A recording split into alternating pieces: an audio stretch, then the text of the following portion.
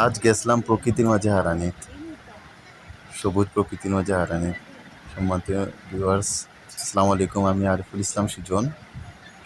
আজকে আপনার কাছে তুলিয়া দেবো প্রকৃতির একটা সবার আবদার একটা ঢুসি মারছিলাম, পাঞ্চ উঠছে এই লেগে আর 700-র মতো উঠে গেছে। আজকে প্রকৃতি, আজকে ওয়েদারটা অসম্ভব সুন্দর ছিল।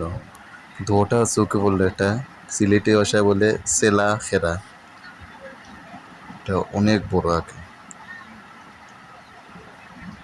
তারাও ডরাইছেন।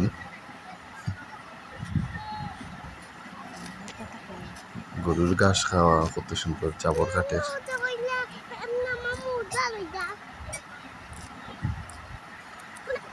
কত সুন্দর একটা প্রকৃতি মাঝে। আজকে একটা আকর্ষণ আমার সুফিয়ানে সুরা পড়তা, তাই রাগ করলিছেন না, তুমি স্পিডে বলিতা কখন পড়বা।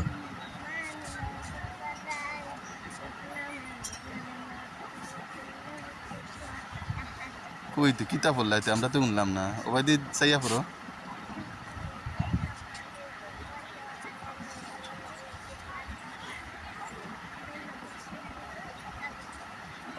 আমার ফুয়ার লাগে হইলে আপনারা লাইক দিন যেন, সাবস্ক্রাইব করেন যেন, যা পড়ার লাগে। তাহলে শরম লাগছে।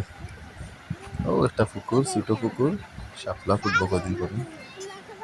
শেষমেশ আমরা বাড়াই যেতাম। এর মাঝে এখন সুফিয়ানে হ্যালো গাইস, কিতা হইরা ওই দিছে আগো আজকে মুখার গাইস পয়লা গাইস নি পরে আজকে প্রকৃতিটা আসলে সুন্দর ছিল, সবুজ। তোমার মাত তো ক্লিয়ার হইছে না। লোকেশনটা হইতাম না, আপনারা সবাই বার করবা থেকে জায়গা গেছিলাম। তখন কই দিতাম তো প্লেসটা কিন্তু অসম্ভব সুন্দর। ঘুরে ঘুমান নানি ঘুরে খারাই খারি ঘুমা। সন্ধ্যার সময় আজান হয়ে গেছে, ও আকাশে মেঘ জমা গেছে নানি আকাশে মেঘ জমা হয়েছে। সারি সারি চটপটি জায়গার মাঝে সারি সারি চটপটি দোকানও পাইবা। ওই লোকে বেস্ট একটা খাবার কেন ফেমাস। আমরা রাইতে গেছে এরিয়া, রওনা দিলাম বাসার উদ্দেশ্যে। খুব সুন্দর একটা ওয়েদার হয়েছিল সন্ধ্যা করে। সবাই ভালো থাকবা, সবার জন্য শুভকামনা। সিলেট ঘুরিয়া যাওয়ার জন্য অনুরোধ রইল। আসসালামু আলাইকুম।